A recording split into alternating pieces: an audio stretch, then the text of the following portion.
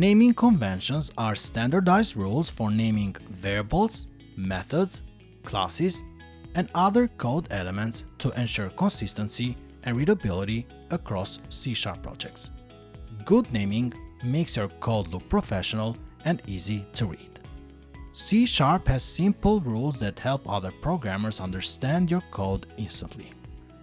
Pascal case for methods, camel case for variables, uppercase for constants. Use clear names like, for example, student count instead of just SC. Your code should read like English sentences when possible. Also, interfaces start with I. Private fields often start with an underscore. Following these rules is going to make your code better and more readable.